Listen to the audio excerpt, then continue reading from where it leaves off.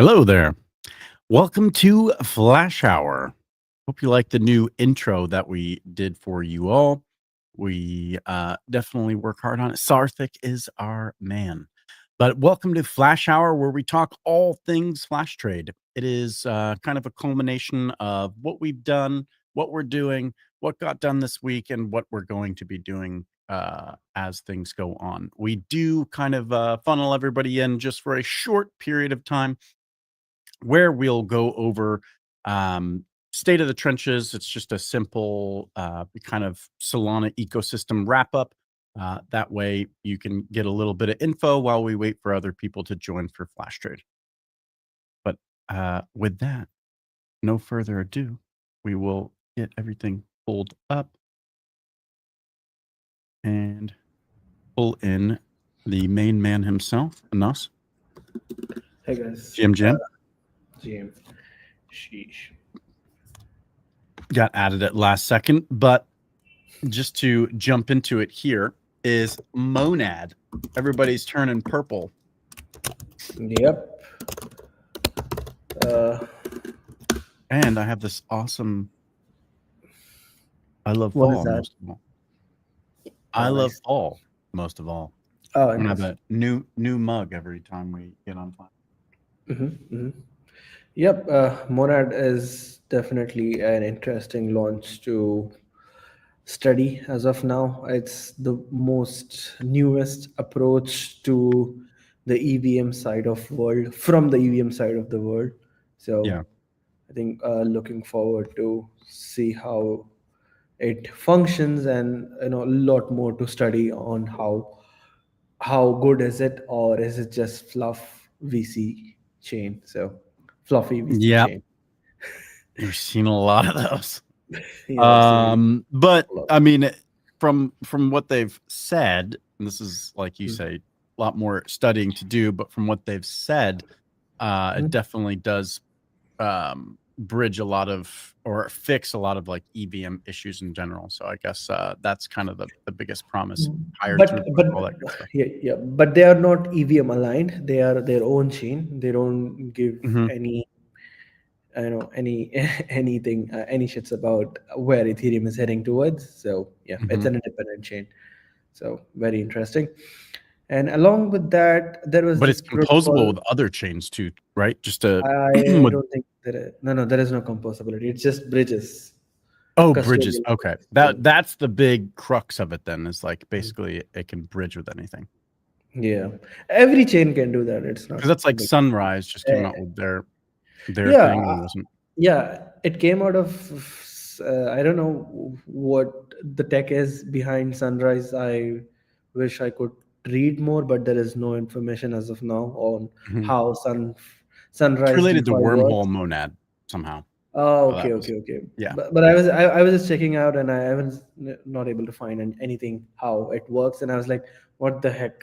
It's like most people are calling themselves DeFi, but they are just centralized custodians behind the scene doing the job.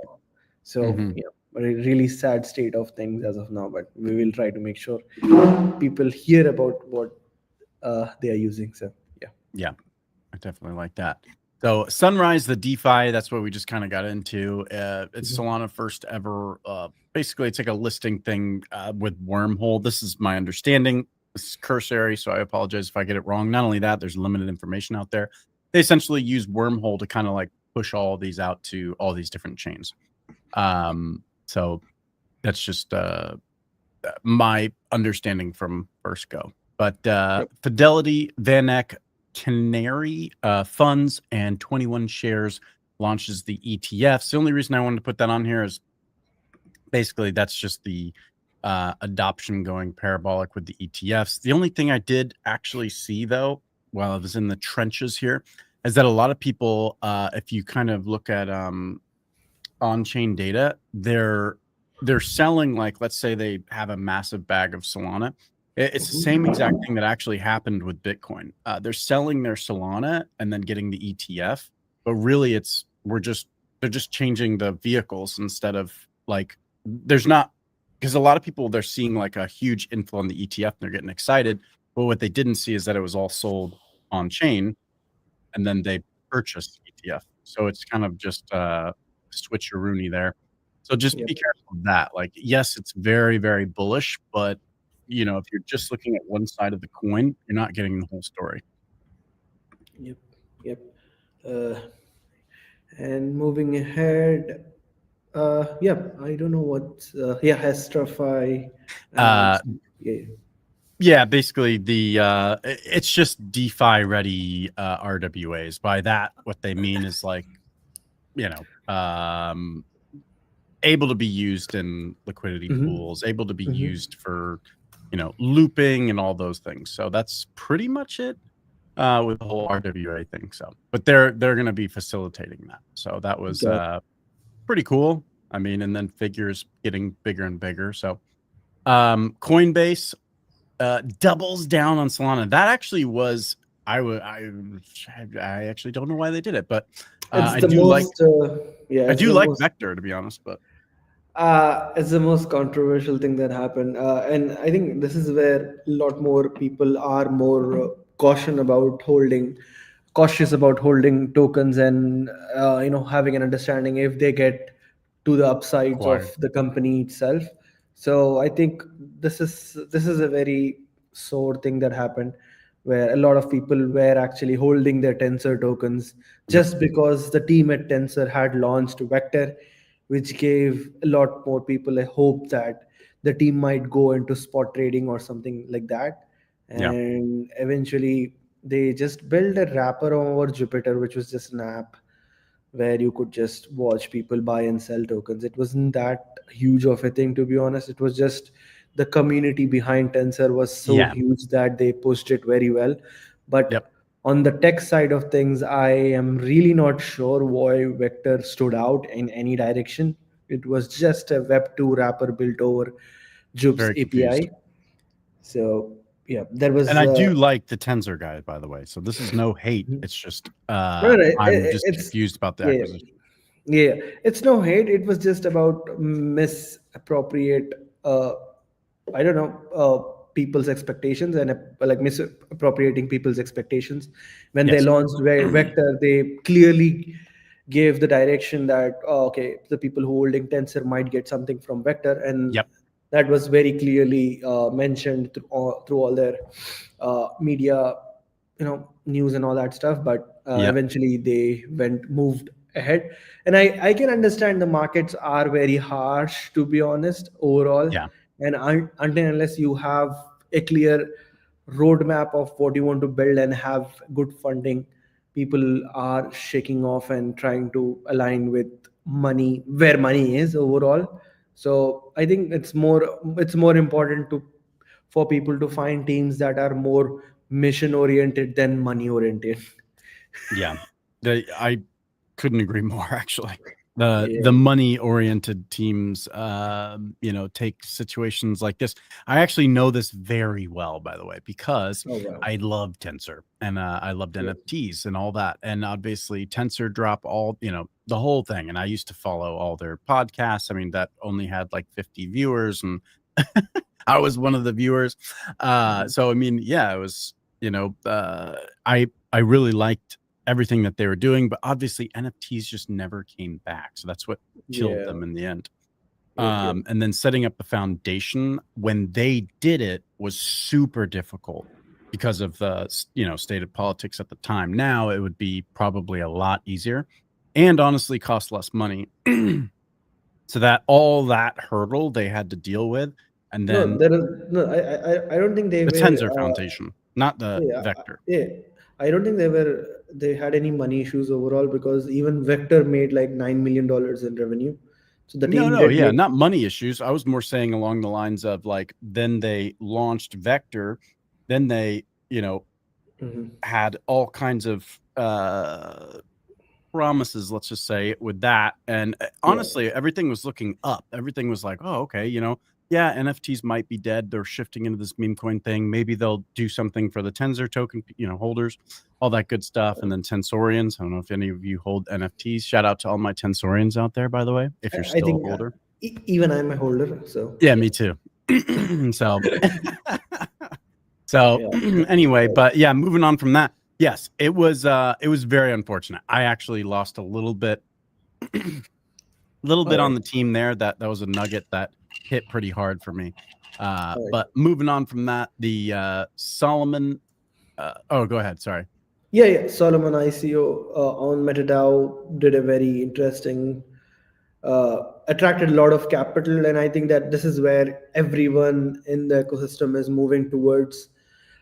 Although we are fully not aligned on the label of ownership coins, but I'm happy to see and Yeah. things come in the direction of how FAF was actually tokenized. So I don't know if a lot of people haven't seen that, but FAF was the first standard that came out with this whole system of not having vesting schedules and having mintable token, and then MetaDAO's token Meta followed the same direction. We had very interesting conversations with the team at MetaDAO early on for the tokens, and then Yeah. now the ICO launchpad of MetaDAO is going in the same route as what we had basically built with FAF. And the idea is also to make sure the ownership remains with the holders, and there should not be a possibility of teams to rug the way teams have been rugging as of now. And what I would say is it's not a rug, it's a failure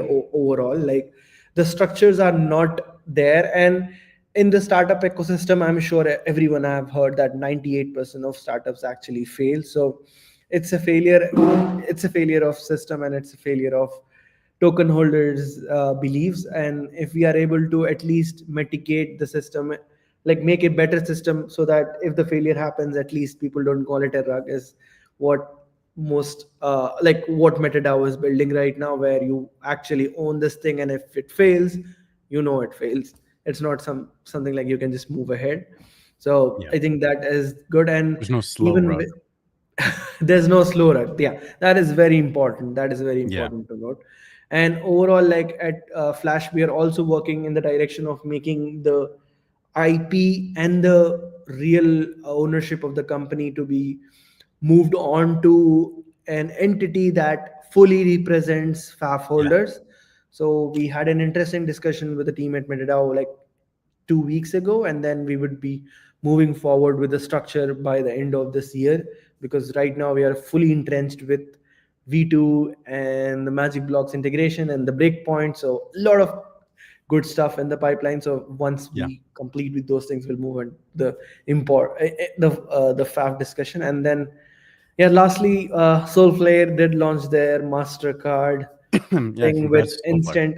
Yeah, I think it's a non-custodial system, which is very great. A lot of cards are not non-custodial, where the wallet owner basically owns the wallet through which the USDC is withdrawable through that MasterCard. But overall, I think this is like the most repetitive thing that is happening, where every company is basically launching their own cards that is basically using the centralized railways, which are being ICO standards. which are built by MasterCard ISO and standards. Visa.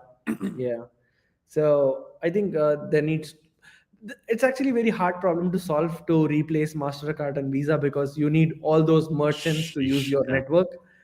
But I think if there is a possibility, then Solana is there to fulfill those shoes. But I think we have to bring down the fees much more lower. And I just saw this interesting SIMD that was just put up and shared by Anza, where they are decreasing the state rent cost by 10x.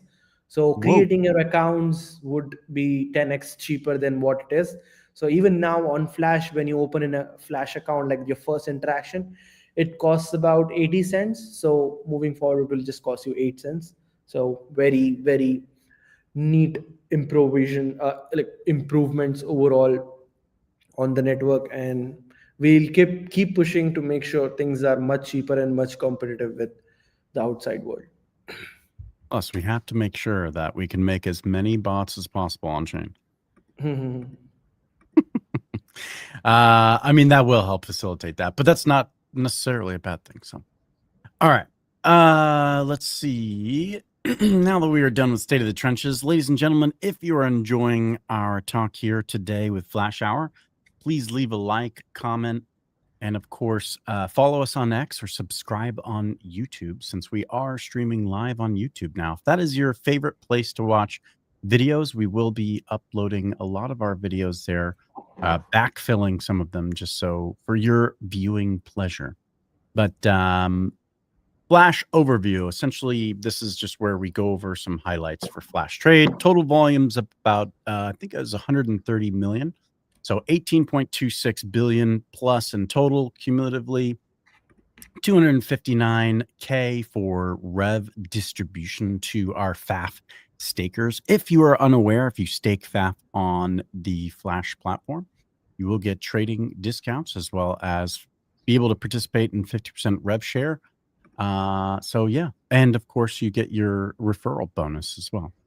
And let's see, last here, FLP1 is holding up really well, as expected, and OR pool is winning.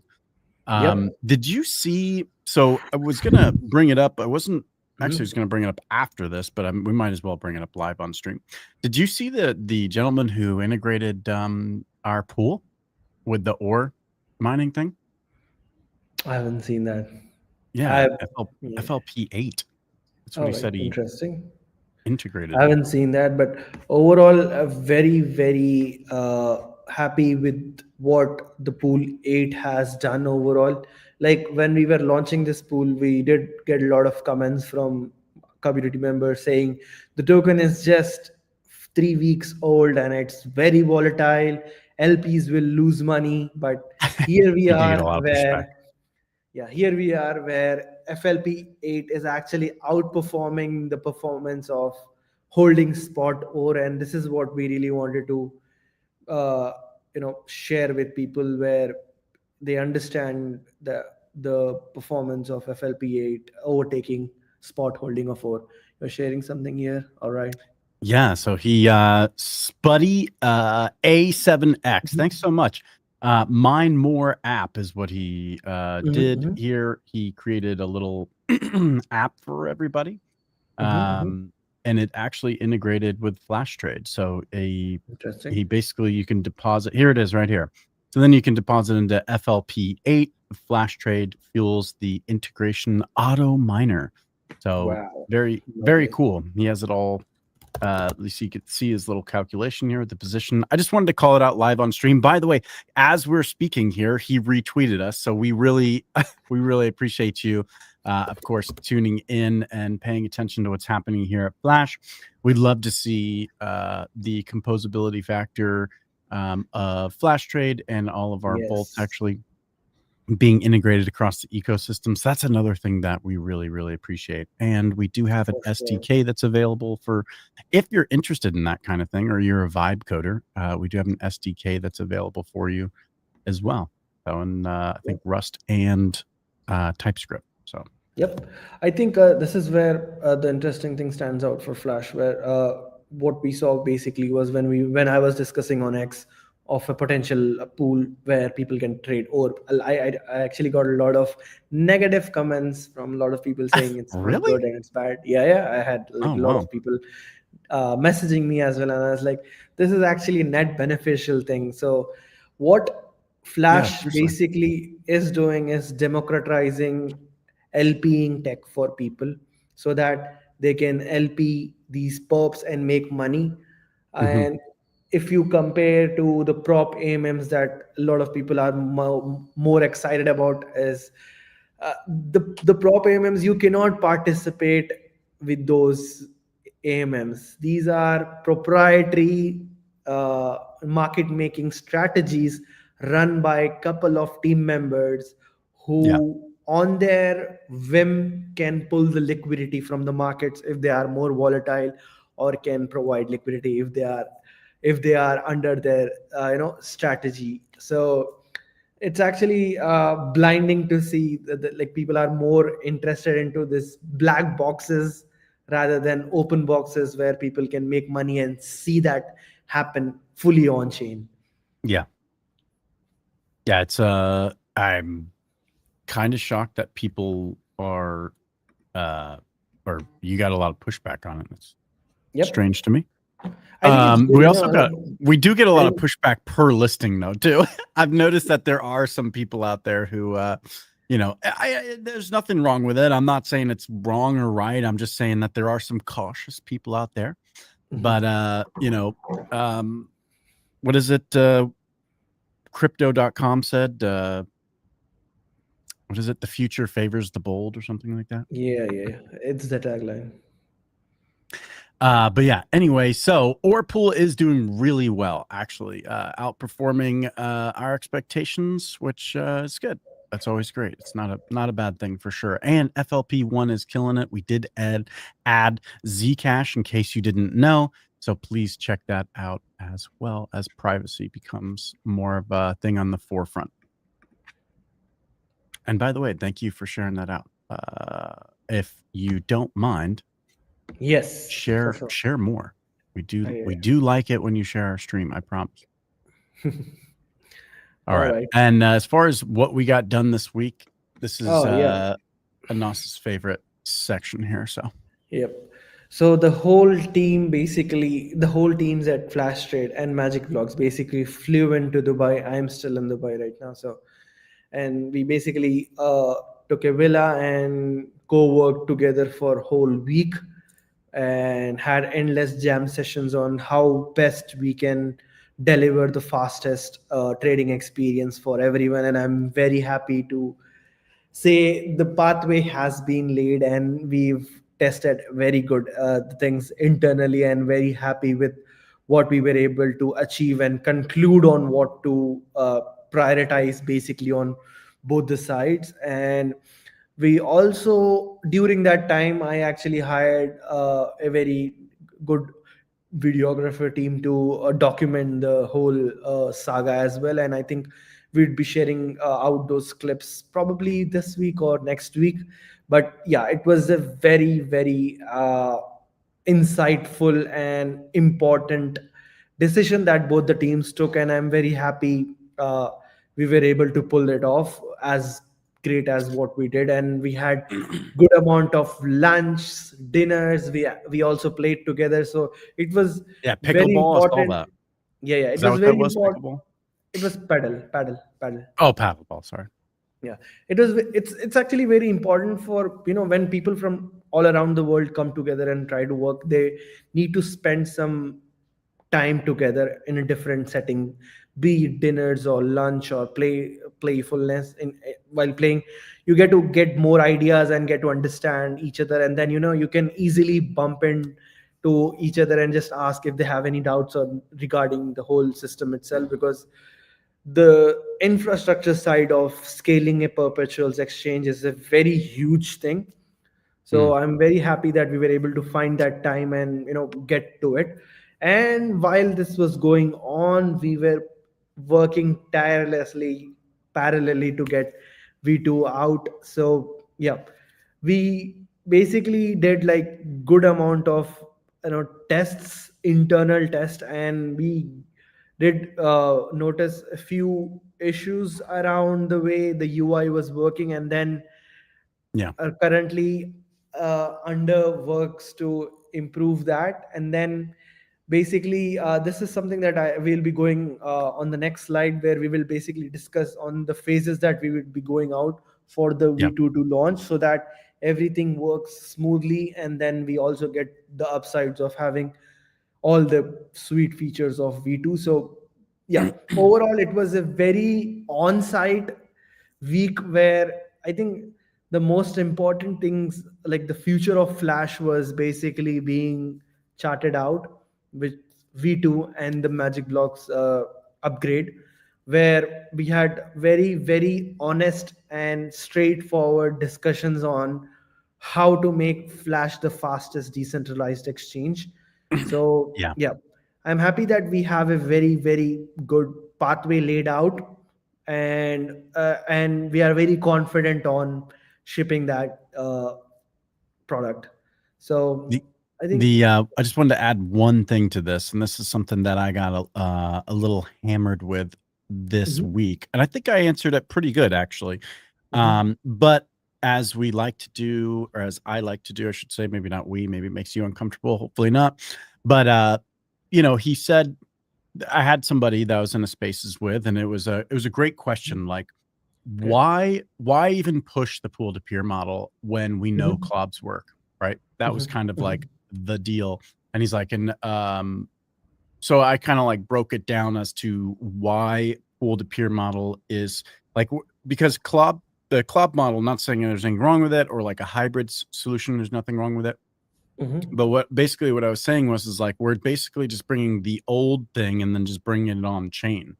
I was like, why would we not use all of the advantages of being on chain, in this new way to obviously help with scaling with the different solutions for perp dexes? And anyway, I'll let you take it away from there.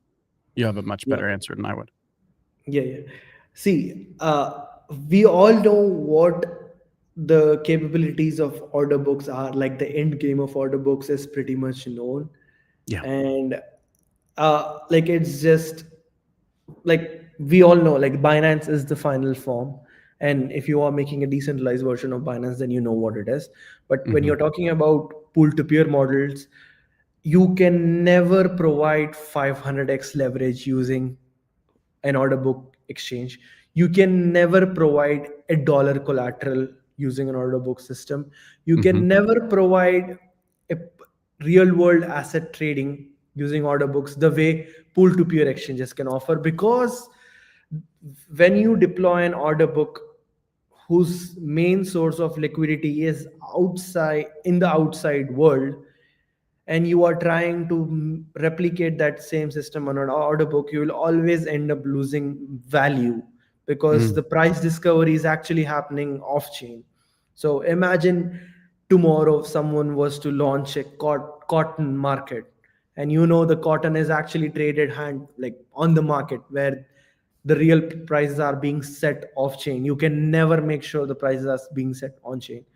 The Yep. pool to peer mechanics work very well because we use the oracles to price it exactly at that price, and you will never have this issue of catching up the price, because Yeah, they can.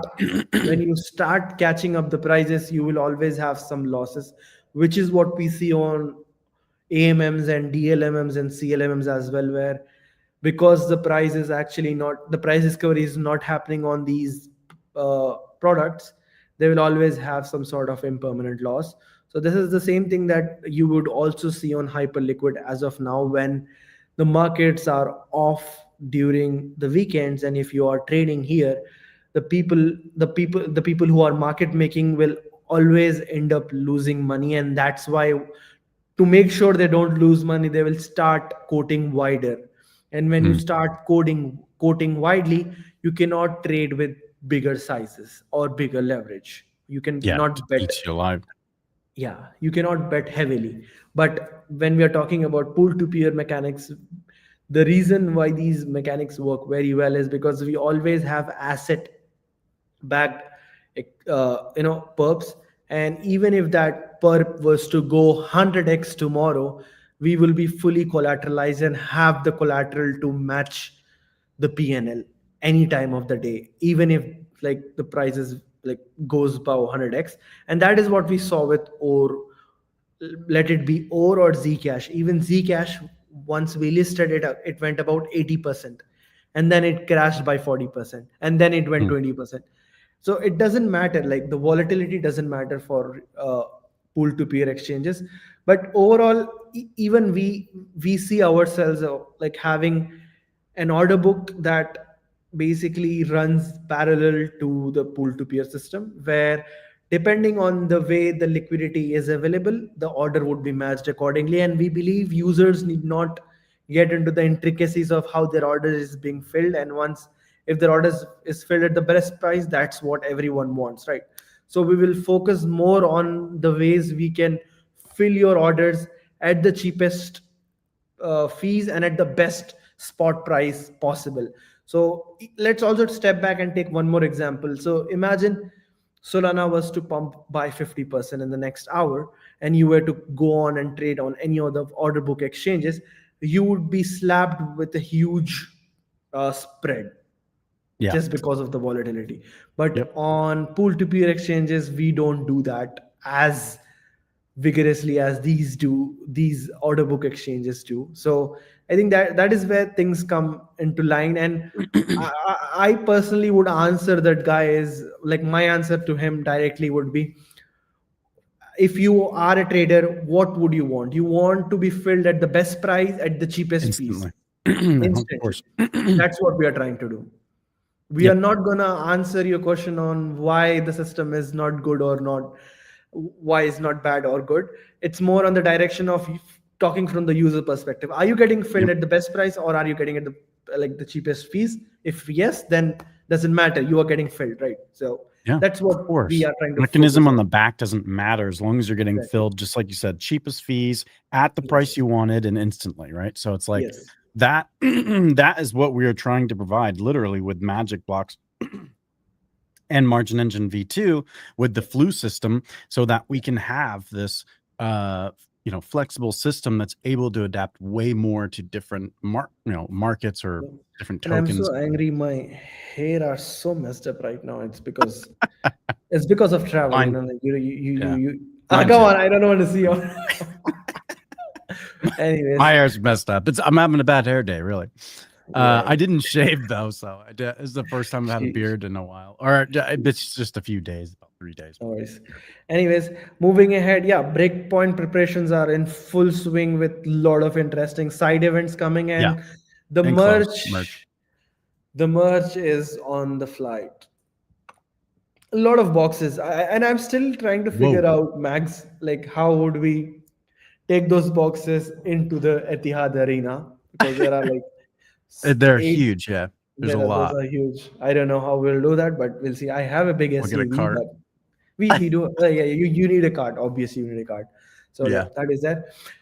The next very interesting thing is we have revamped the trade wars system, and with this revamped version, what we would be doing is basically we would be handing out people a specific code, and when they enter the code they would get access to a funded wallet. And the most interesting thing about this funded wallet is you don't even need Sol in your wallet to use this funded wallet moving forward. So imagine you want to onboard any user on FlashTrade. What you will do is just ask them to go on to FlashTrade, log in with their email account, put in the code, Yeah. and start trading. That's it. Super cool.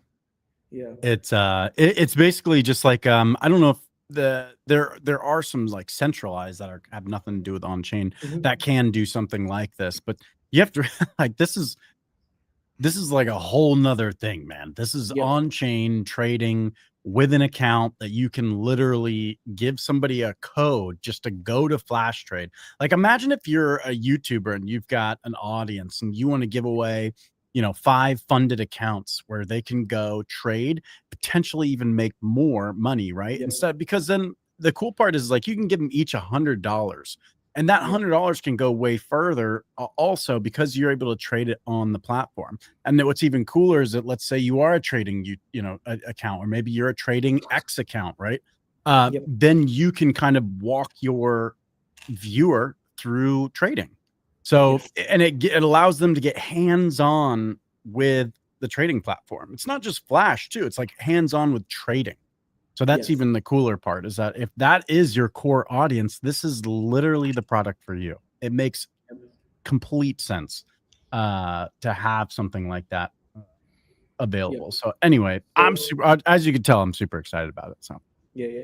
So the trade wars is actually ready, and now looking back all these things, I'm so actually excited that although markets are shitting bets, we were able to catch up so much on so much important stuff throughout this past week. I am really happy about it, and yeah, I think it's good that teams have specific mission aligned for themselves, so that they don't mess up with whatever happens with markets, because they already have this sort of work to do and then they just get it done.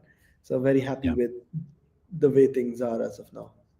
I'm happy that you guys actually chose to do it now, because I know how, and this is like, there's nothing you can See, really do about I, it. I think the The idea market's for going down makes you no, sad. the markets might be doing their thing, but it was very important for us to get this done before Breakpoint, so because we can ultimately do the most important announcement at Breakpoint. So yeah, very happy with that. Yeah, that So too. Of yeah, course. we were able to verify what needs to be done, what needs to Yeah, be, Magic Blocks. if it's possible. Yeah, I was about to say that now. Well, now I mean, from what I've talked with Zahib, definitely, it's every day is looking more and more promising. So, Yep. yeah. But anyway, there's 300 of you watching. I appreciate you Wow. being here. What you should do if you really love this stream, and I know you do, is hit a like, retweet, or share if you're on YouTube, and then follow us. So you can follow us on X or subscribe on YouTube. We'd love it. And if you left a comment, I will make sure that we respond to it. We are moving on to basically what Yeah. we got done, or what we're going to get done. Sorry, the phase roll. I think this is very important. I really wanted to cover this last week, but since we were all traveling, we made it very short. And now we finally have some time. So yeah, basically, the V2 rollout would be going out in 3 phases, and we have laid out the phases. So I'll just go into much more detail. So the phase one rollout, which would probably be next week, is basically involves all the positions being migrated from V1 to V2. And yeah, and the most important thing, and the reason why this thing took us time, is because once we are on V2, we can never go back on V1. So there's like Yeah, you can't go back on it's a V1. hard stop. It's a hard stop. Yeesh. So that's the reason why we have took our own time and understood every corner. We made sure that there are basically no corners unturned, and I'm very happy that now we have such a huge testing team as well, which have basically understood what to do every time there is a new link drop to test. So that is Yeah, one they thing. are And the doing really second, good. yeah, the second thing with phase one would be all your positions would be backed by this fixed dollar term collateral. Before, your collateral used to change according to the price action of the underlying, but now you'll have fixed USD valued collateral, which will make your liquidation prices much more lenient and to a very good extent fixed as well, because once your collateral value is locked, it doesn't change, liquidation price also doesn't change. But before, just because your collateral was locked in this variative crypto asset, your liquidation price used to be little bit more uh, higher than what it should be, and then it used to update if the price went down much more, like very badly. So that is something that is going to go out in phase one, as well as the new referral system upgrade, where before we had the referral fees being airdropped, now you'd be able to claim those referral fees. Along with that, you'd also be able to check from which addresses you are getting your referral fees from with the leaderboard view. So it's a UI plus backend upgrade. So the phase one is actually packing a lot of basic stuff, and moving ahead to phase two, which basically introduces the groundbreaking mechanism that we have worked on for the past 6 to 8 months, I think so, which is Yep. flexible lock utilization, which basically allows traders to lock assets to trade different assets which are correlated to each other. So the idea would be you trading BNB by locking Bitcoin, you trading Solana by you trading Say by locking Solana, and you trading XRP by locking Bitcoin or Ethereum, depending on the correlation factor. We would basically open up the market for users to trade more, even though we don't have that asset in the pool. So this basically opens the direction of trading a lot of pairs with the same collaterals that we have listed on Flash as of now. So this would basically be the phase 2.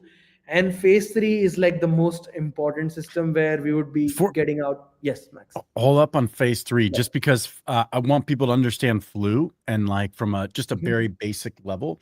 So it's fixed, or I'm sorry, Flu is a flexible lock utilization.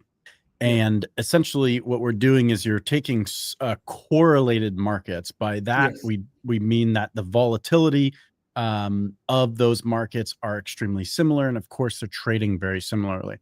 So that is what then we can use like collateral to then collateralize your particular trade. So I just wanted people to make sure that they understand like that is what Flu is. It's not super complicated. It's just the fact that we're able to take those similar markets and use it as collateral for bringing on additional assets onto Flash Trade. So that's kind of like how we're able to expand into. Basically before we had this barrier of having the asset on chain before we listed, if we all know this, with the margin engine V1. But now with V2, we would be able to list any asset even if it's not available on chain at the moment. Super awesome. So that is Flu, the TLDR for Flu. And the next phase 3 is all about the new funding mechanism, which is basically built on the skew of open interest against the pool. And it is also accompanied with a very unique ADL system, which basically deleverages positions in case of not having enough collateral to back your trades. But this is something that happens on a very edge cases. It doesn't happen usually. So the ADL is very soft. ADL, to be honest, it's not that harsh, and it only happens when the assets that we are using to collateralize deviates very harshly. So imagine a day where BNB goes up by 50% and SOL goes down by 25%. So the deviation, if that happens, is very vastly. That's when the ADL kicks in and tries to close the positions that are open. But stepping back from ADL, I think the most important thing is the funding mechanism, which basically replaces the margining system that we had. And it opens up a new market where people can basically, get funding fees if they are trading on the right direction against the whole open interest. So right now, irrespective of the directions of people open or close positions, we were charging a margin fees. But with this new funding mechanism, people would be the funding would be settled peer-to-peer.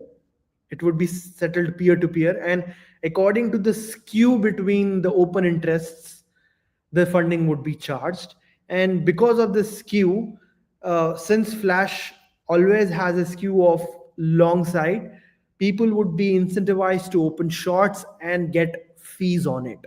So this will allow a lot of people to trade, open up their delta neutral positions or do funding arbitrage on Flash. So basically it gets us more volume and more sticky open interest onto the exchange. So this is something that we have studied a lot and put in all our experience so far trading perps since, I don't know how many years it's been. It's 6 years. So yeah. Nice. Yeah, the funding thing I'm really excited about too, because that's something that's completely new for Flash Trade as far as and not only that, maybe I'm totally wrong. I mean, don't get me wrong, I'm not always the most up to date, but does any other pool to peer model have that? No, I was about to say. Nothing that I know of. Yeah, it's a different model that people have, and we've tried to make sure we take the right inspiration from the things that are out there and make a system which basically gives a better feel for the traders and a better risk to reward ratio for LPs. So that's what we were discussing. If you were to answer the guy who asked why order books, I would answer them, why would you not want a place to get filled at the best possible price and fees? Instantly. Yeah. Yeah. With slippage that's either 0 or extremely small. But yeah, the very true. I like that response, by the way. I'll keep that in my gun belt for later. But the last thing, are we done with the Margin Engine V2, by the way? I just wanted to answer some questions from the audience. I think it's, as I said, like it's gonna go out in phased manner so that we make sure things are safe and work out in production. So yeah, we are on track, is what I would say, to launch the V2, but it would go on in the phased manner so that everything is safe for everyone to use. Yeah. Good. The yes, keep rocking the Tensorian, by the way. We do love Tensorians. I mean, there's nothing, I've got nothing against Tensor whatsoever. Just surprised with the Coinbase integration. That was all. It was just a shocker that I honestly don't think anybody saw that coming, unless they were obviously privy to the information. But we have Shaw 256WN asking, Flash Trade, any plans for a Solana mobile DApp? I think this is something that we have back in our back of our heads, and we'll try to prioritize the Seeker deployment. So yeah, and it might just be the PWA. I think I don't know if that's exactly what they call it on there. It's basically PWA, but Progressive Web App. But that would probably be our first deployment. It wouldn't be like a full-fledged dedicated Android app.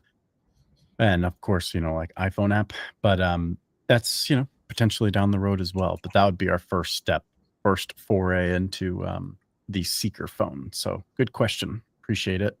And let's see. Any other questions for the OR? Looks like everybody's really enjoying that post, which again, really appreciate that from Spuddy. That was a great post. About the FLP8. If you haven't checked out FLP8 yet, that is the OR pool. It's performing really, really well. It seems the OR community is hyper bullish on it, and they appreciate the very fast integration because of the pool-to-peer model, and because of Pyth, of course. We always got to shout out Pyth. I don't see any other questions. I just wanted to make sure that I did not skip you guys. So other than that, and then one thing actually I just personally wanted to know, maybe you can answer it here, is with Magic Blocks, with you guys integrating, or with basically the current meetings. Zahib had talked to me a little bit about some stuff too. I'm not letting out too much, I promise. I just was very curious to see what's the time frame. Like what That's why I said you might not want to answer it. I know that's what people are going to ask, though. I already know because Tom's already asked me. Thanks, Tom. But yeah, he's constantly when, WEN this time. But yeah, you can see I was hesitant to ask because I know I'd get. But do you know if there is some kind of like, what I would say is, like, if you pick any of the things that you have talked so far, talking about the V2 stuff or the Magic Blocks thing, if you read about them, these are all innovative things that are happening that haven't happened anywhere else. These are like first principle approach things, even the scaling solution. So the sad part about engineering is you can talk about a lot of those, but getting implemented at the right time is not one of them. So but what I would say is, like, everyone is very, very aligned to make things happen as fast as possible, because it gets things move in the right direction that we want, and the team is aligned to make more revenue. The team is aligned to make Flash a bigger success than it is right now, and make the token go up and get more volumes, get more open interest.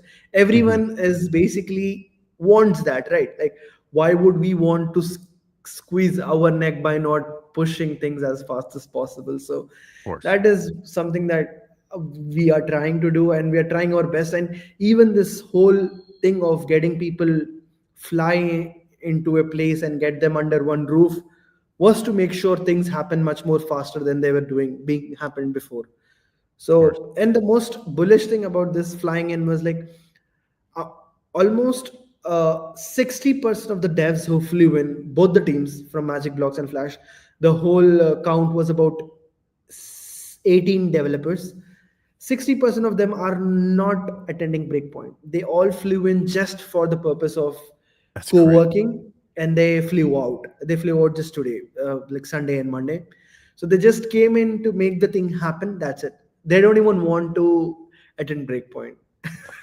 So I was That's very crazy. That's awesome. That makes me even more bullish because you could tell that if they're not even going to Breakpoint, they're so bullish on the idea of Flash and yes, Magic coming together yes, that they're like, exactly. let's build, let's effing do this. You know what I mean? Yes, that's what That's happened. pretty Yeah. cool. That's what went through. Yeah. That's amazing. And I noticed that you discreetly avoided the time frame answer. That was very good. But other than that, other than that, I won't ask you any more questions. I promise I will not put you on the spot. If you got nothing else for the audience here, I'm just going to wrap up with my outro, and you get to enjoy the brand new outro video, which I do particularly love, actually. Thank you to Sarthik for that beautiful work of art. But anything else for the 400 people who are watching? We gained another 100 people. Wow, nice. I think it's more about please join our Discord and try to bully us if you feel we are not doing the right things. Yeah, bully us, particularly me. I am the janitor. I'm head of custodial services. I'm there to take the bullying. But yes, join our Discord, follow us on X. We do have our YouTube channel. We do have Instagram now, by the way. Also, we'd love to get is it Trish on here from our Instagram. I apologize. Yeah. I just wanted to make sure Trish from our Instagram on here, Trisha, soon, so that you guys, we can introduce you to her, and then you can get more familiar with the Flash Trade Instagram account. She's doing a really, really good job of different videos that she's putting out on Instagram. So if you're not following us there, that's another great place where you can get more information about Flash Trade that's delivered to you in a very short format. Just like all Instagram users like. On YouTube, you will see our longer form videos, just like Flash Hour, Trade Wars, maybe Trade Desk, or no, Flash Desk. Hold on, that one. That one might be coming, might not be coming. So yes, that will be our more long form. We will try to upload some shorts there, but I think Instagram's really a lot better for that from what I've seen. But yes, follow us on X. We'd love to, and jump in the comments. We'd love to have conversations with you. But Anas, I'll see you go, or I'll let you go, and then I'll do my outro. All right, ladies and gentlemen, if you haven't already, just some quick things about Flash Trade that you may or may not know. We do have a token, it's FAF. If you stake it on Flash Trade, you actually get 50% rev share, as well as trading discounts and referral bonuses. So if that's your kind of thing, or if that's something you're interested in, you can check it out on CoinGecko, Bird-Eye. My particular favorite is Bird-Eye, just because I love those guys over there. If you haven't checked out Bird-Eye in a while, go check them out. FAF's on there. They have some really great dashboards for all of your crypto needs, charting needs. Other than that, if you're not interested really in the FAF token, no problem. If you still want to benefit from the VP program, whether you're staking FAF or not staking FAF, just make sure you're registered so that all of your activity on the Flash Trade platform at the end of the epoch, you can benefit from it. So that's a big one that a lot of people forget about, is you don't have to stake FAF to still benefit from the platform.